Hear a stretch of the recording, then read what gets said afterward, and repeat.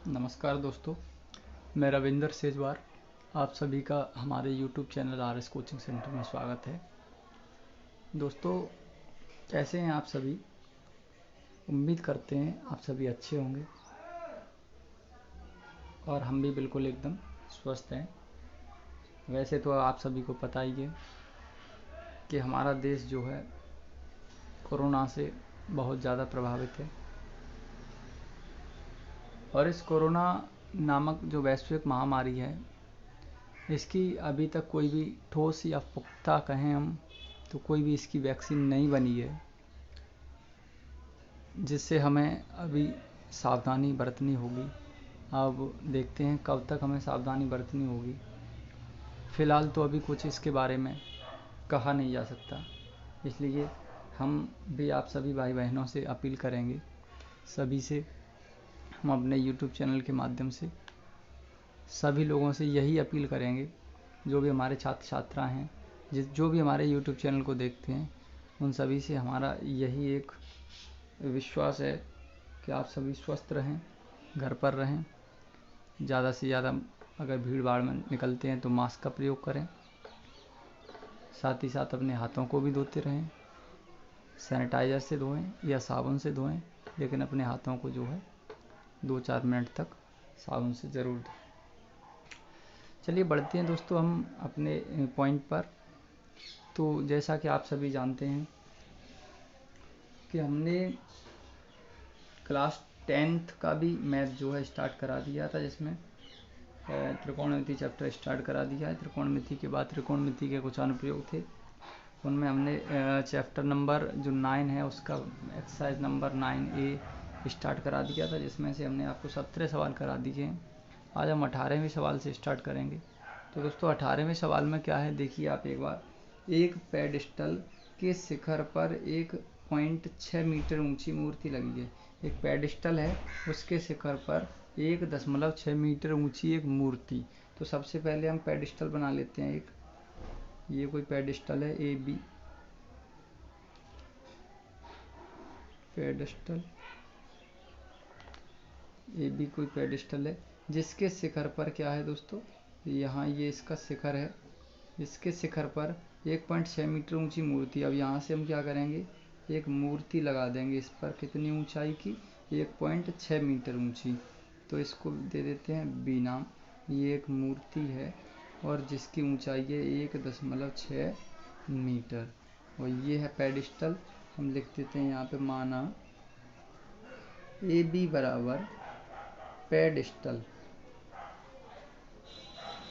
जिसकी ऊंचाई भी हम मान लेते हैं स्मॉल h है। दोस्तों इसके बाद आगे पढ़ते हैं। एक पेडिस्टल हो गया ए बी, जिसकी ऊंचाई हमने स्मॉल h मान ली है, और इस पेडिस्टल के शिखर पर 1.6 मीटर ऊंची मूर्ति लगी हुई है, जिसको हमने बी सी मान लिया है। इसके बाद यह लिख देते हैं बी सी बराबर 1.6 मीटर।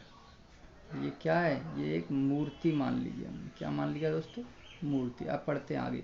भूमि के एक बिंदु से मूर्ति के शिखर का उन्नयन कोण 60 अंश है। दोस्तों भूमि के एक बिंदु, अब हम भूमि का कोई बिंदु मानना पड़ेगा। मान लीजिए हम यहाँ बिंदु मान ले रहे हैं भूमि का ए बी सी, और इसको नाम दे दिया हमने डी। ये हमने कोई एक बिंदु मान लिया, यहाँ पर भूमि है, समतल है, तो ये हो गया डी कोई बिंदु। तो भूमि के एक बिंदु से, यहाँ पढ़िए, भूमि के एक बिंदु से मूर्ति के शिखर का उन्नयन कोण। मूर्ति कहाँ है दोस्तों, ये रही मूर्ति बी सी। तो मूर्ति का शिखर कौन सा होगा, ये होगा, क्योंकि भाई ऊपर ही तो मूर्ति का शिखर होगा। तो भूमि के एक बिंदु से मूर्ति के शिखर का, तो मूर्ति के शिखर को भूमि के बिंदु से मिला दो दोस्तों। भूमि के बिंदु से मूर्ति का शिखर, यहाँ से ये देखेंगे तो उन्नयन कोण बनेगा दोस्तों। अब वो उन्नयन कोण कितने अंश का बन रहा है, वो उन्नयन कोण है 60 अंश का। भूमि के एक बिंदु से मूर्ति के शिखर का उन्नयन कोण 60 अंश है। और उसी बिंदु से दोस्तों, किस बिंदु से, इस बिंदु से, ये बिंदु तो एक ही था, और उसी बिंदु से पेडिस्टल के शिखर। दोस्तों ये है पेडिस्टल ए बी, तो पेडिस्टल का शिखर कौन सा होगा, ये कि ये, भाई ये है आधार और ये है इसका शिखर। तो भूमि के उसी बिंदु से पेडिस्टल के शिखर का उन्नयन कोण, ये पेडिस्टल पे मिला दो ये।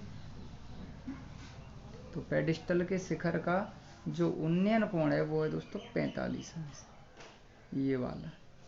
भूमि के उसी बिंदु से पेडिस्टल के शिखर का उन्नयन कोण है 45 अंश।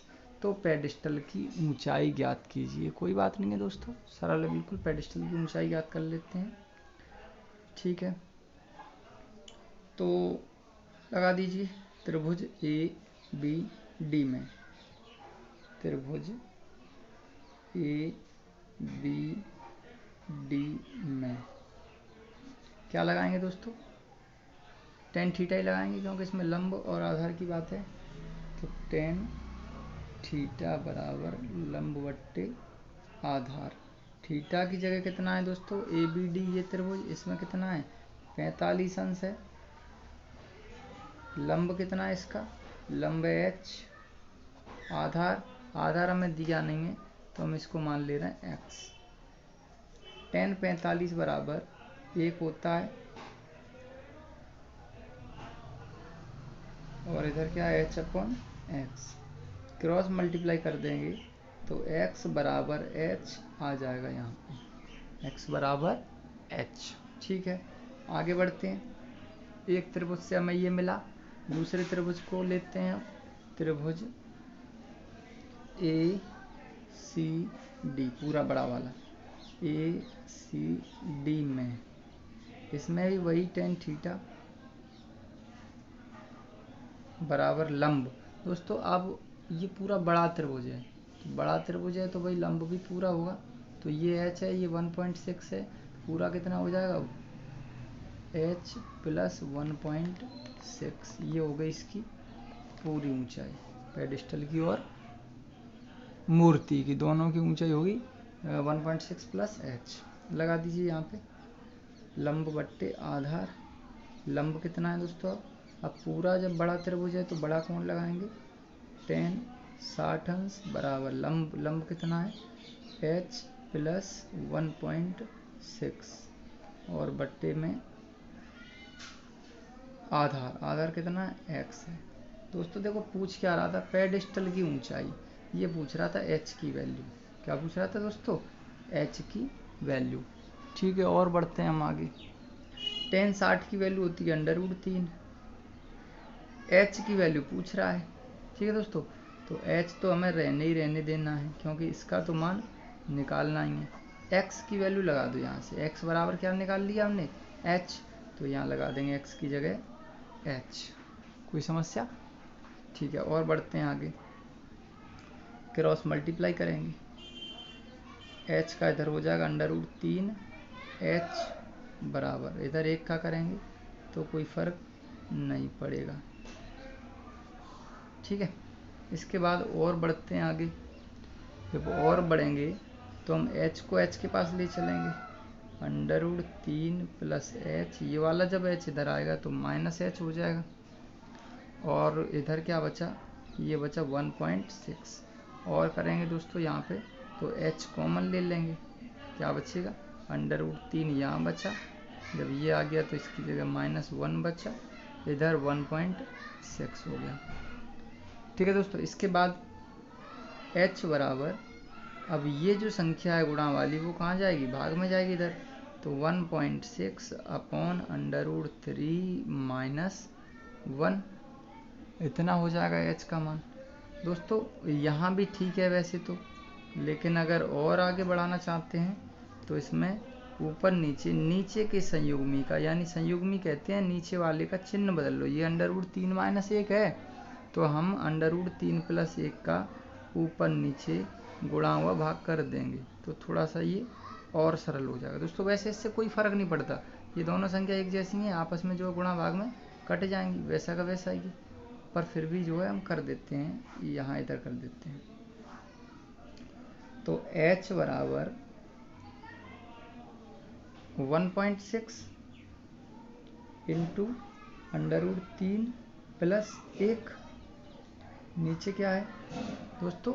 एक कोष्टक में a-b, एक में a+b, तो क्या हो जाएगा? ये पहली संख्या पे वर्ग और माइनस दूसरी संख्या पे वर्ग, तो h बराबर कितना आ जाएगा? 1.6 ब्रैकेट में √3+1 अपॉन √3 का स्क्वायर करेंगे तो 3 और -1 का वर्ग 1 हो जाएगा। इसके बाद और बढ़ते हैं आगे, तो h बराबर 1.6 √3+1 और अपॉन 3 में से 1 गया दोस्तों 2 हो जाएगा। और जब 2 से हम इसको काट देंगे, भाग करेंगे, तो क्या आ जाएगा 0.8 आ जाएगा। तो h बराबर 0.8 और √3+1। तो दोस्तों ये इसका आंसर हो जाएगा इतने मीटर। तो जो हमारे पेडिस्टल की ऊंचाई आई, पेडिस्टल की ऊंचाई पूछ रहा था, तो 0.8 और ब्रैकेट में जो है √3+1। आप यहाँ तक भी कर सकते हैं, चाहो तो आप और बढ़ा सकते हैं। और कैसे बढ़ाएंगे दोस्तों, √3 का मान लगा दो, 1.732 मान लगा के इसमें 1 में जोड़ देंगे तो जो है, और उसके बाद जितना योग आता है उसका 8 में गुणा कर देंगे तो वो भी सही है। लेकिन दोस्तों हमारा यहाँ भी सही है, हमारा आंसर यहाँ भी सही है, बिल्कुल गलत नहीं है, आपको पूरे मार्क्स मिलेंगे, कोई दिक्कत नहीं है। उम्मीद करते हैं दोस्तों आपको 18वां क्वेश्चन जो है अच्छे से समझ में आ गया होगा। बढ़ते हैं अगले क्वेश्चन की ओर। दोस्तों अब देखिए क्वेश्चन नंबर 19 में क्या है, एक हवाई जहाज जो 1000 मीटर की ऊंचाई पर उड़ रहा है। तो एक हवाई जहाज है जो कितनी ऊंचाई पर उड़ रहा है, 1000 मीटर की। तो मान लेते हैं कि माना यहाँ पर कोई हवाई जहाज है, ये A और इसको मान लो B।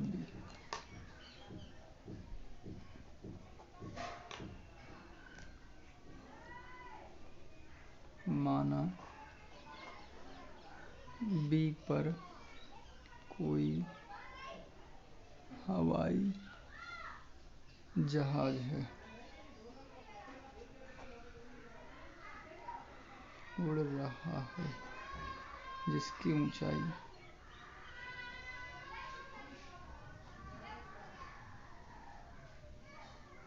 1000 मीटर है। दोस्तों ये तो पहले से इसमें दे रहा है, तो 1000 मीटर ऊंचाई पर कोई हवाई जहाज है जो इस तरीके से उड़ रहा है। इसके बाद और आगे पढ़ते हैं।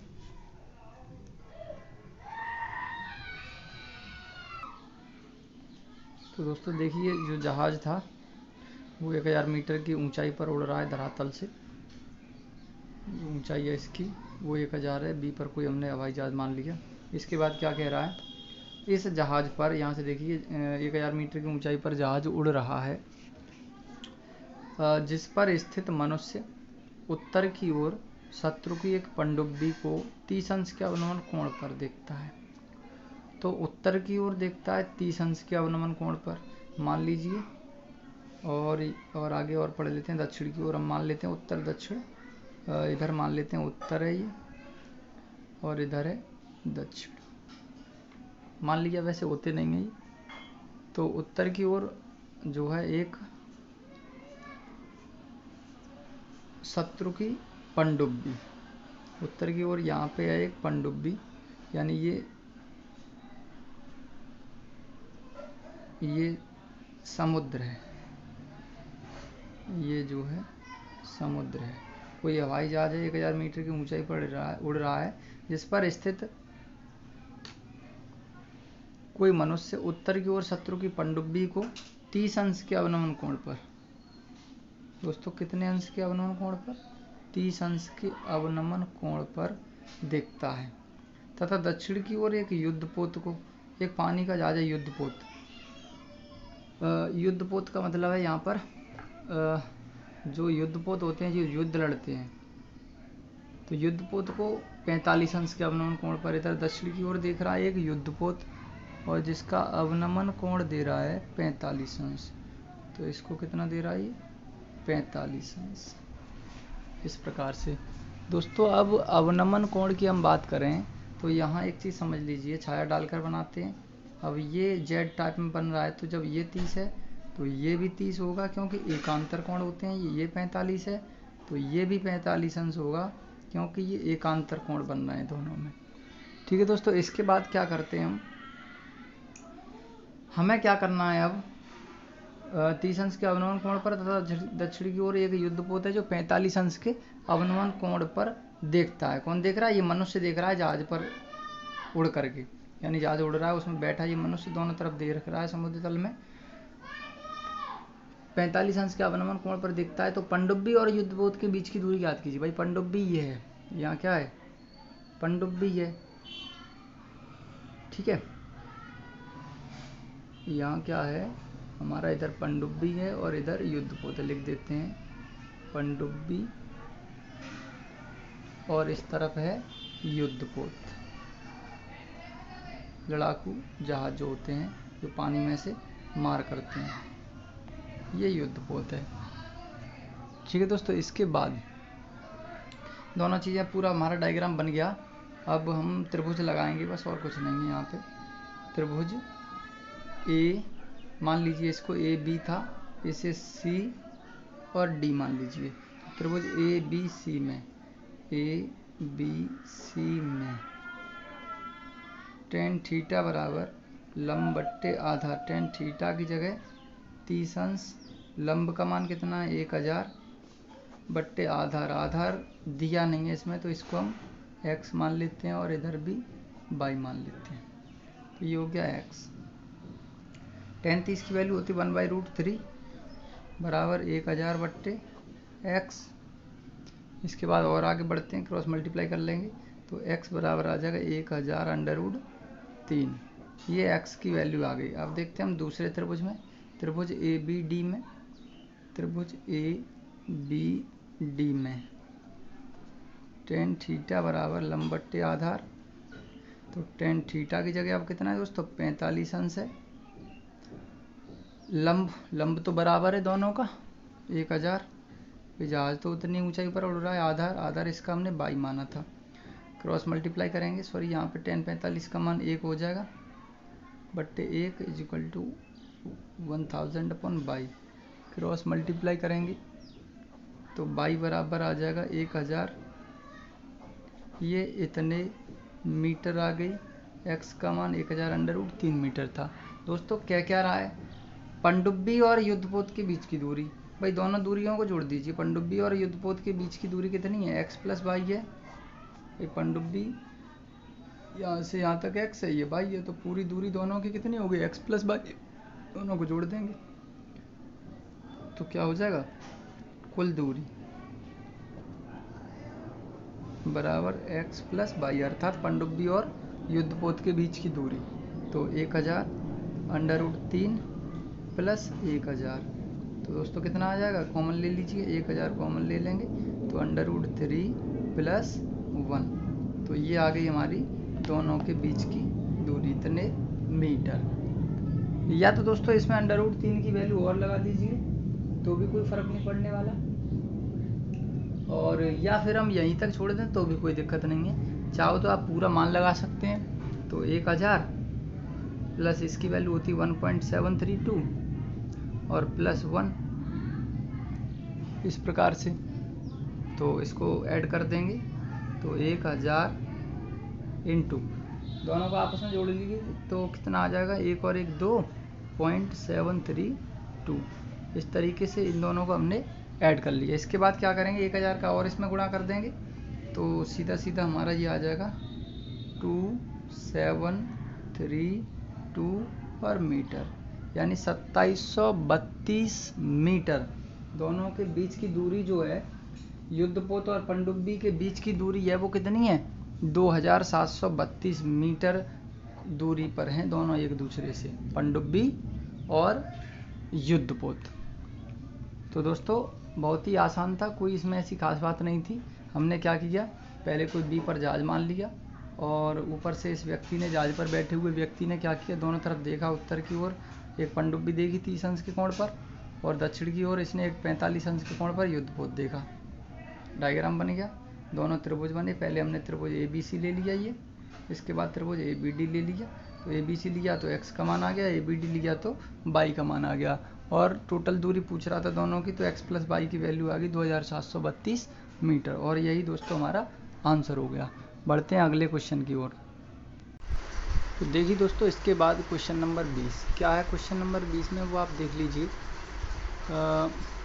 मीनार, एक मीनार के आधार और सरल रेखा में 4 मीटर और 9 मीटर की दूरी पर स्थित दो बिंदुओं से मीनार के शिखर के उन्नयन कोण पूरक कोण है। दोस्तों पहले यहाँ आप ध्यान दीजिए, मीनार के आधार और सरल रेखा में 4 मीटर और 9 मीटर। तो मीनार एक बना लेते हैं पहले हम। ये हमने एक मीनार बना ली, ए बी, ये कोई मीनार है, यहाँ हम लिख देते हैं माना ए बी बराबर कोई मीनार है जिसकी ऊंचाई h मान ली हमने। क्या मान ली दोस्तों?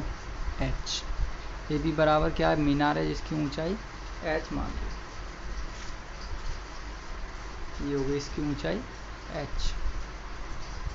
अब क्या कह रहा है, मीनार के आधार और सरल रेखा में, मीनार का आधार ये रहा,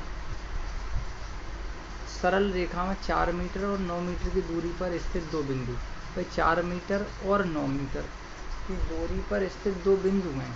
अब देखिए, जिस प्रकार से यह कह रहा है कि 4 मीटर और 9 मीटर, भाई मीनार का आधार ये है, इस आधार से 4 मीटर पहले एक बिंदु है और एक 9 मीटर है।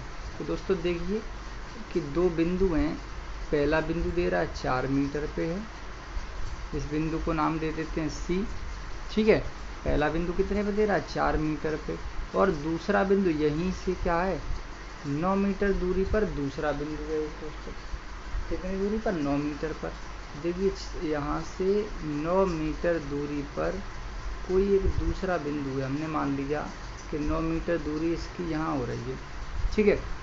तो 4 मीटर पर C बिंदु है और 9 मीटर पर D बिंदु है, ठीक है दोस्तों। ऐसा मत कर देना कि यहाँ 4 और 4 के बाद 9 और बढ़ जाओ। ये पहला बिंदु है 4 मीटर पे, दूसरा है 9 मीटर पे।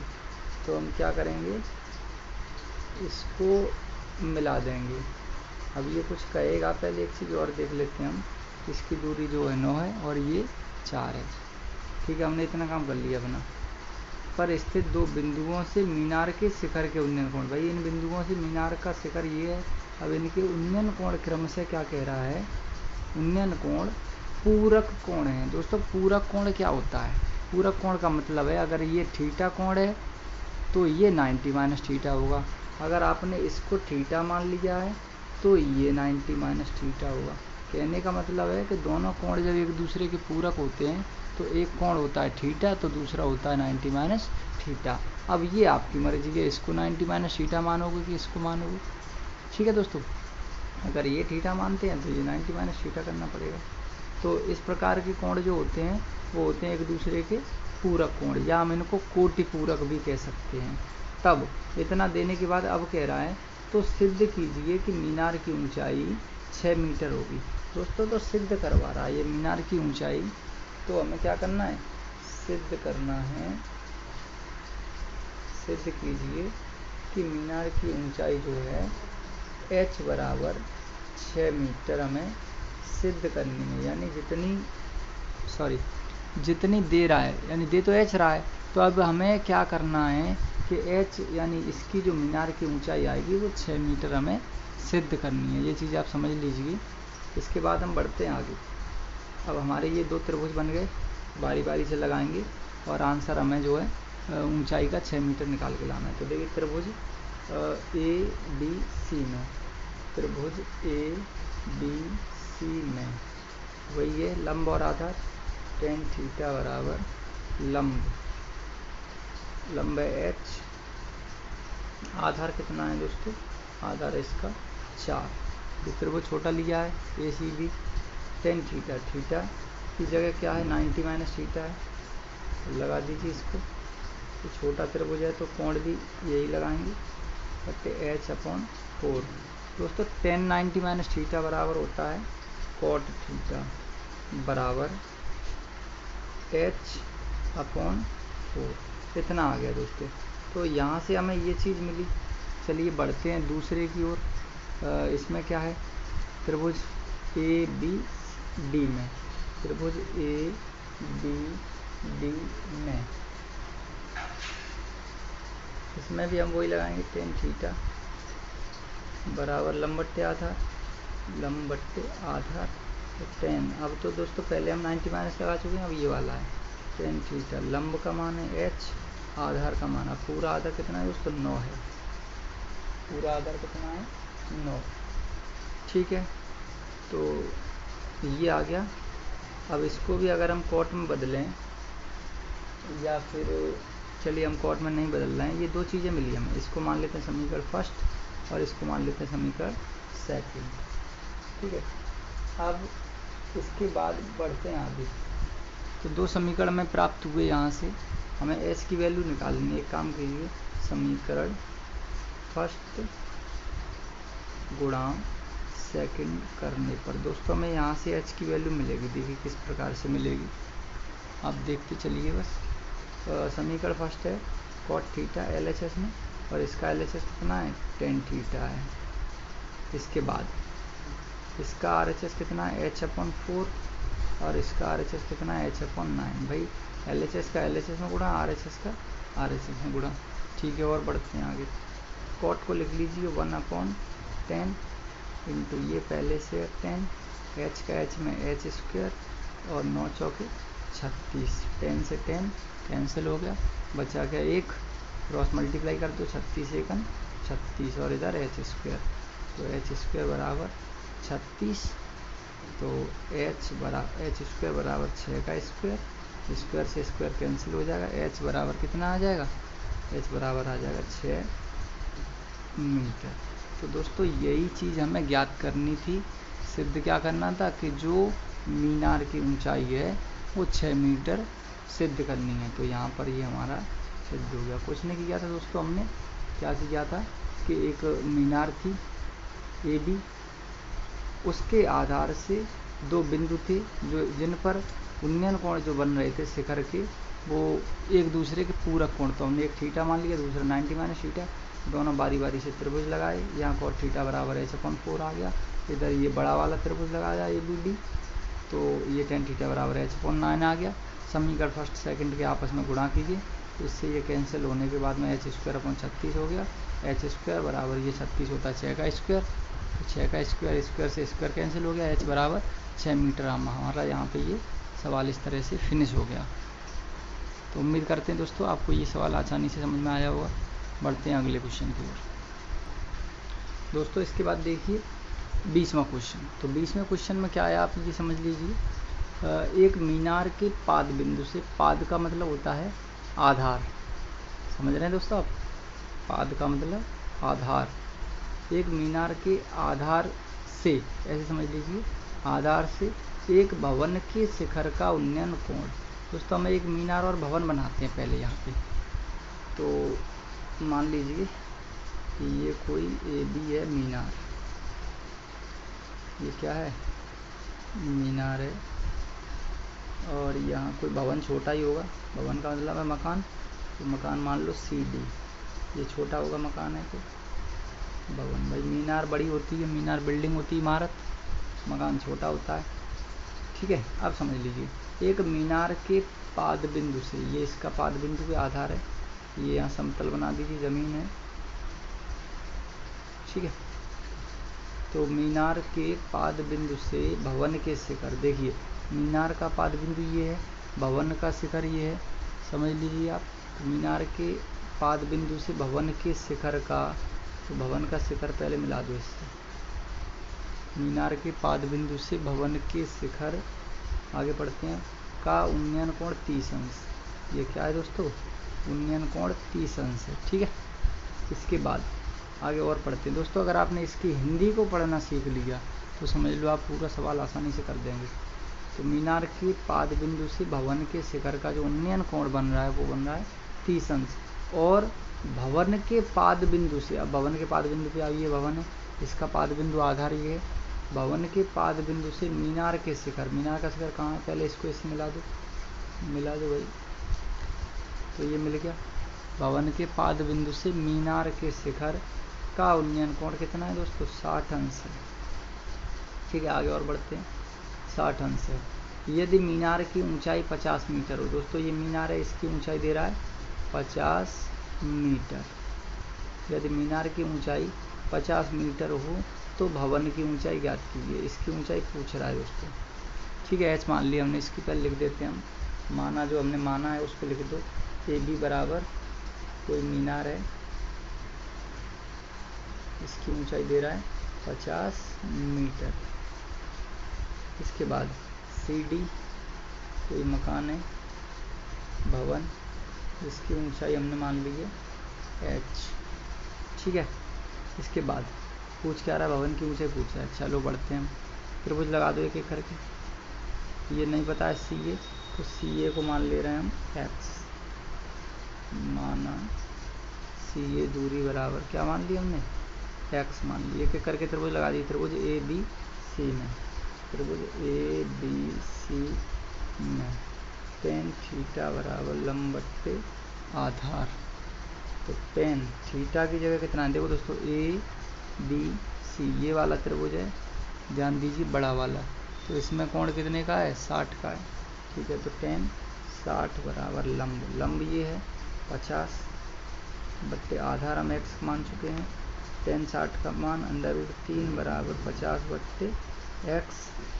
तो एक्स की वैल्यू निकालेंगे यहाँ पर, तो एक्स इधर आ जाएगा और ये 50 के नीचे √3 पहुँच जाएंगे।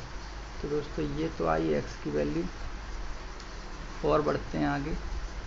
दूसरा वाला त्रिभुज ए सी डी में, त्रिभुज ए सी डी में इसमें भी टेन थीटा लगाएंगे बराबर लंब बट्टे आधार। तो टेन थीटा की जगह अब कितना है दोस्तों? ए सी डी कितना दिख रहा है? 30 अंश। तो टेन 30 बराबर लंब, लंब दोस्तों इसका कितना है छोटे त्रिभुज का? स्मॉल एच है, क्योंकि भवन की ऊंचाई एच मान लीजिए।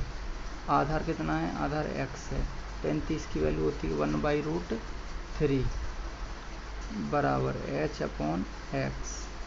क्रॉस मल्टीप्लाई करेंगे तो कितना आ जाएगा? एक्स बराबर √3 एच। ठीक है दोस्तों, अब हम क्या कर चुके हैं? एक्स की वैल्यू निकाल चुके हैं। कितनी?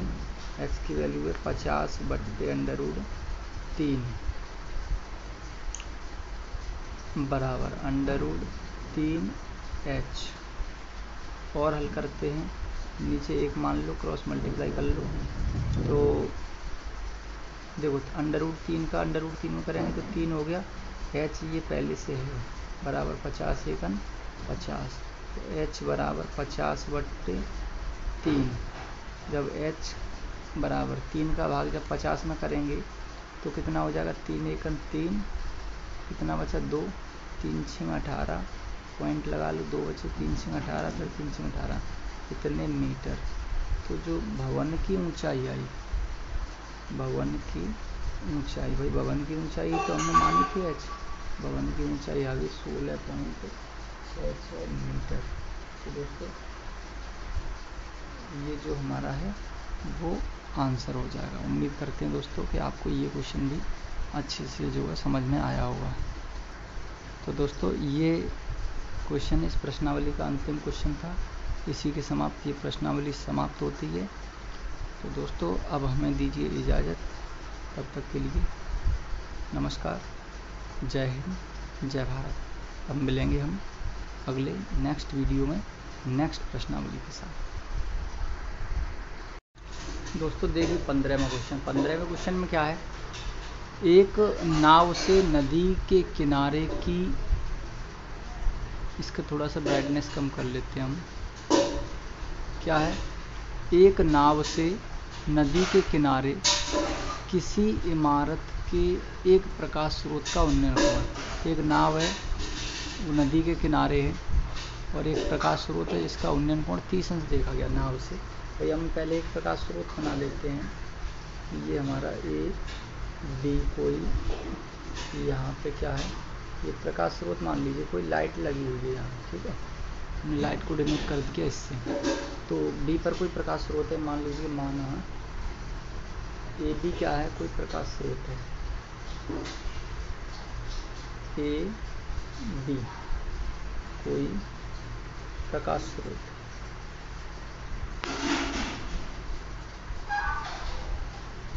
हमने ये मान लिया कि बी पर कोई ए बी कोई प्रकाश स्रोत है। अब आगे पढ़ते हैं। नदी के किनारे की किसी इमारत, ये इमारत है ए बी, सॉरी यहाँ हम क्या करेंगे, ए बी क्या है, ए बी एक इमारत है। ए बी जो है हम इसको कट करके लिखते हैं, माना ए बी बराबर इमारत। ए बी क्या है, इमारत है, ठीक है। और जिसके बी पर कोई प्रकाश स्रोत है, क्या है दोस्तों, प्रकाश स्रोत है। तो ये क्वेश्चन बहुत ही टेक्निकल है, आपको समझना पड़ेगा ढंग से, जो है आप ध्यान से देखिए। हमने क्या मान लिया, ए बी एक इमारत है जिसके बी पर कोई प्रकाश स्रोत है, ठीक। इसके बाद आगे क्या करेंगे वो देखिए। एक नाव से नदी के किनारे, एक नाव है भाई, यहाँ पे ये पानी, ये कोई नदी है या पानी है, और यहाँ पर कोई नाव है, इस पर ये पानी है, ठीक है दोस्तों, ये पानी है और इसमें एक नाव तैर रही है। ध्यान देना दोस्तों, ये कोई नाव है।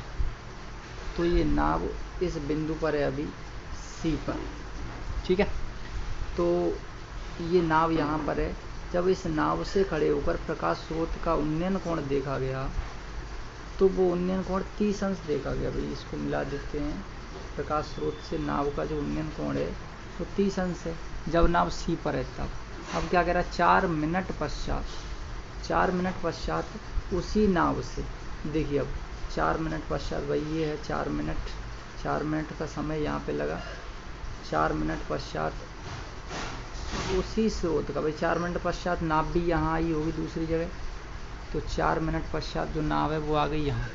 4 मिनट पश्चात बिंदु डी पर आ गई, मान लीजिए नाव। उसी नाव का जो उन्नयन कोण है वो कितना हो गया, वो समझ लीजिए आप। तो पश्चात उसी नाव से प्रकाश स्रोत का उन्नयन कोण 60 अंश देखा गया। कितना देखा गया दोस्तों, 60 अंश हो गया। याद कीजिए कि नाव को इमारत के पास किनारे तक पहुंचने में कितना समय लगेगा। तो ये बहुत ही टेक्निकल क्वेश्चन है दोस्तों, बहुत हमें सावधानी से बताना पड़ेगा और आपको बहुत ही सतर्कता से इसको देखना पड़ेगा, समझना पड़ेगा।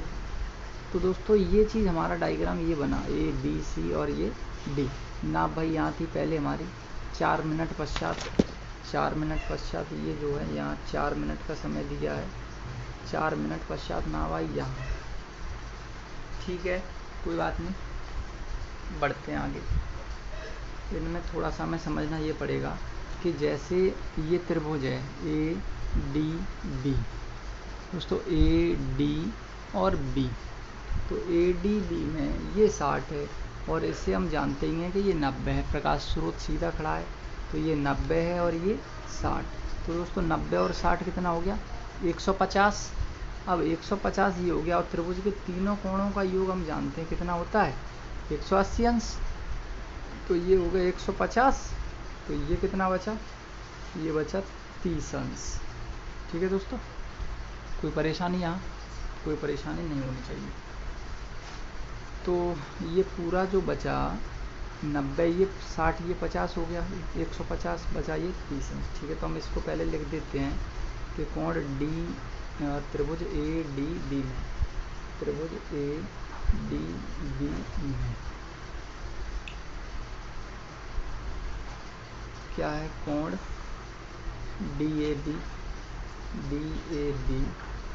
प्लस कोण ए डी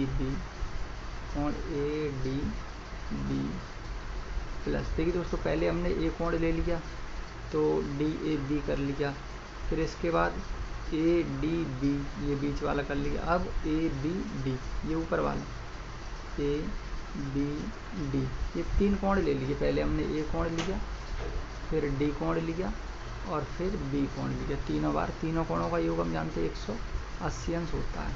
तो दोस्तों डी ए बी, देखिए ध्यान दीजिए, डी ए बी जो बीच में आता है उसे हम कोण कहते हैं। तो डी ए बी इसकी वैल्यू 90 अंश है, ठीक है। ए डी बी जो बीच में आया डी, तो इसकी वैल्यू कितनी है 60 अंश है।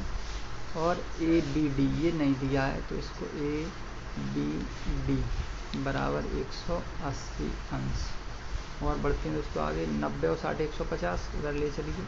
कोण ए बी डी बराबर 180 और माइनस 150 बराबर कितना आ गया 30 अंश। तो दोस्तों ये 30 हमने यहाँ लिख दिया। दोस्तों एक चीज़ और, ये लिखने में और यहाँ डायरेक्टली फिगर में समझने में बहुत ज़मीन आसमान का अंतर है, क्योंकि 90 और 60 150 हो गया, तो ये कितना बचा 30 बचा, ये तो हम जानते हैं, लेकिन जब हमने लिखा तो 3-4 लाइनें भर गई। तो ऐसे ही दोस्तों इसी प्रकार इधर समझ लीजिए इस त्रिभुज में ए सी डी में कि ये 90 का ये 30 का 120 हो गया, 120 हो गया पूरा। 120 के बाद ए बी डी ये पूरा त्रिभुज है, जब पूरे त्रिभुज में 120 ये हो गए दोनों, तो ये पूरा कितने का बचा 60 का बचा भाई। पूरा कितने का बचा 60 का।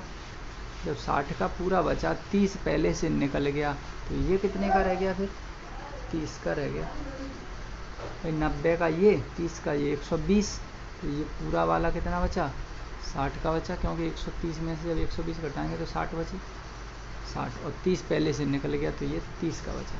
अब दोस्तों देखिए एक चीज़, अब ये त्रिभुज इस पर ध्यान दीजिए आप, बी सी डी त्रिभुज बी सी डी में बी सी और डी भाई ये दोनों कोण कितने हैं 30-30 के हैं। ये दोनों कोण कैसे हैं 30-30 के हैं भाई। ये एक रेखा इस पर ये 30 का बना है और ये 30 का बना है। एक रेखा ये है सादा सिंपल, तो इस पर एक 30 और एक 30। जब एक त्रिभुज में दो कोण बराबर हों तो दोस्तों उसे समद्विबाहु त्रिभुज कहते हैं। क्या कहते हैं समद्विबाहु। जैसे मान लीजिए ये है और इस पर ये 30 का है और ये 30 का है। जब त्रिभुज में दो कोण समद्विबाहु हों तो उसे क्या कहते हैं, दो कोण बराबर हों तो उसको कहते हैं समबाहु। तो ये दोनों भुजाएं इसकी बराबर हो गई। ऐसे ये 30 है ये 30 है, तो इसकी ये भुजा एक तो डी बी और एक सी डी दोनों बराबर होंगी। ठीक है दोस्तों, त्रिभुज बी सी डी में यहाँ लिख देंगे हम कोण सी बराबर कोण डी बराबर 30 अंश। अतः त्रिभुज बी सी डी समद्विबाहु त्रिभुज है। तब सी डी बराबर बी डी, सी डी बराबर क्या होगा बी डी होगा, क्योंकि ये सी डी और बी डी दोनों आपस में कैसे हो गई बराबर हो गई। तो सी डी किसके बराबर होगी दोस्तों बी डी की। इतनी चीज़ ध्यान दीजिए, सी डी जो है सी डी है वो काय के बराबर है बी डी के बराबर है। ठीक है दोस्तों, सी डी जो है किसके बराबर है बी डी के। अब हम क्या करेंगे, यहाँ एक त्रिभुज लगाएंगे, देखिए कौन सा लगाते हैं।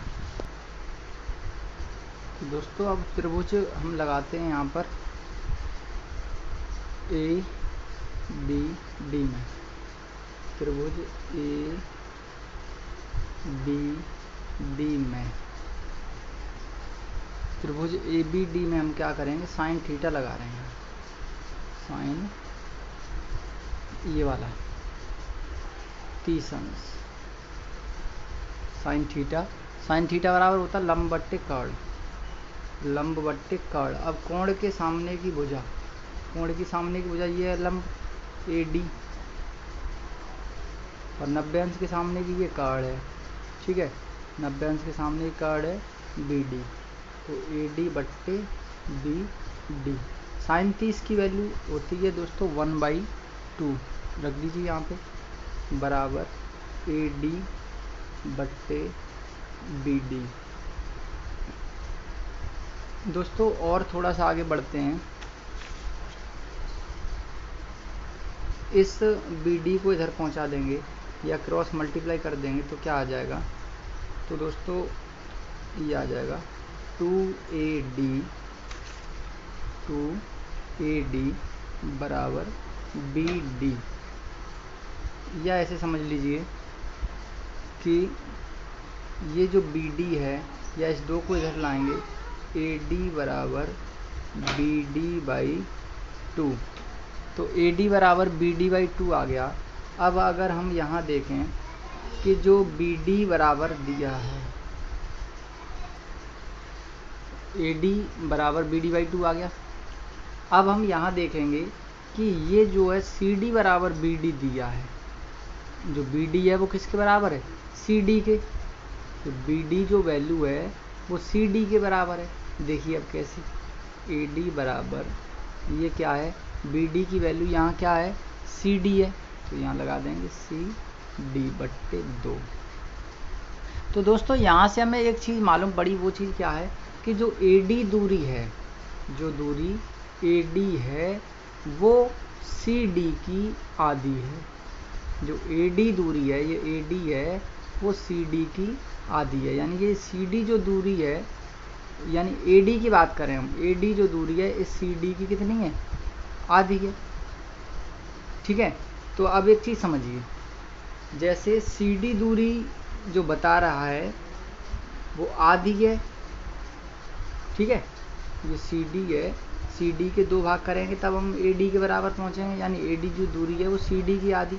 अब CD दूरी तक चलने में 4 मिनट लग रही हैं, तो आधी दूरी चलने में कितनी मिनट लगेंगी, 2 मिनट लगेंगे।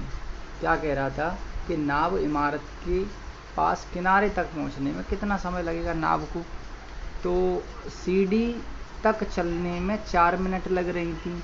अब ये जो CD दूरी है वो AD की कैसी है, आधी है, सॉरी AD जो है वो CD की आधी है। यहाँ लिखेंगे, अतः यहाँ लिखेंगे AD दूरी CD की आधी है, इसलिए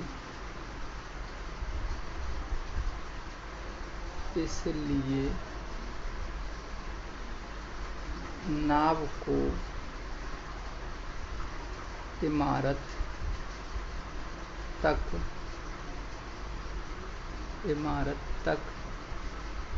पहुंचने में आधा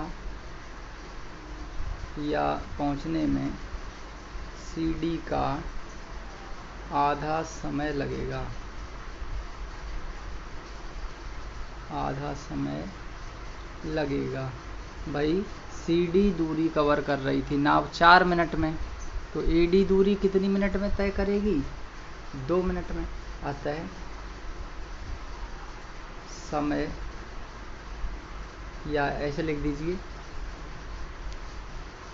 चलिए ऐसे लिख देते हैं, अतः समय बराबर 2 मिनट, यानी नाव को D से इमारत तक पहुंचने में 2 मिनट का समय लगेगा। अतः समय बराबर 2 मिनट, इतना समय लगेगा। तो दोस्तों ये थोड़ा सा टेक्निकल सवाल था, इसमें समझने में थोड़ी आपको समस्या आई होगी। हम एक बार फिर से बता दें कि ये AB कोई प्रकाश इमारत थी, B पर प्रकाश स्रोत था, पहले नाव जो C पर थी जब उन्नयन कोण था 30 अंश, जब नाव 4 मिनट पश्चात D पर पहुंची तो उन्नयन कोण हो गया 60 अंश। दोस्तों हमने ये कोण कैसे निकाले, ये 90 है, ये 60 है, तो 9 6 15 यानी 150, बचा ये 30। इसी प्रकार से 90 और 30 120, पूरा बचा 60। 60 में से जब 30 निकल गया तो 30 ये बचा, ये 30 दोनों कोण जब बराबर होते हैं तो कोण होता है समद्विबाहु। समद्विबाहु अर्थात दोनों भुजा बराबर। तो CD जो है वो काय के बराबर है, BD के। तो यही चीज़ हमने यहाँ पे आपको दिखाई थी कि CD बराबर BD निकाल दिया था। बाकी तो सब ये वैसा ही है जो हमने आपको चित्र में बता दिया था। जो असली जो कैलकुलेशन स्टार्ट हुई है वो ही हमारी यहाँ से। तो CD बराबर BD हो गया, साइन 30 लगा दिया इस त्रिभुज में, तो लंबवत कर्ण, तो यहाँ से हमें क्या मिला, जो AD दूरी मिली वो BD की आधी मिली। इससे हमने BD बराबर CD दिया है, तो CD जो AD दूरी है यानी ये वाली दूरी है वो इसकी आधी है। तो आधी का मतलब है CD में लग रहे थे 4 मिनट, तो AD तक पहुंचने में लगेंगे 2 मिनट। वही हमने लिख दिया कि इमारत तक पहुंचने में समय भी कितना लगेगा, आधा समय लगेगा, CD का आधा समय। तो समय कितना लग गया, 2 मिनट। तो दोस्तों उम्मीद करते हैं आपको यह क्वेश्चन समझ में आ गया होगा।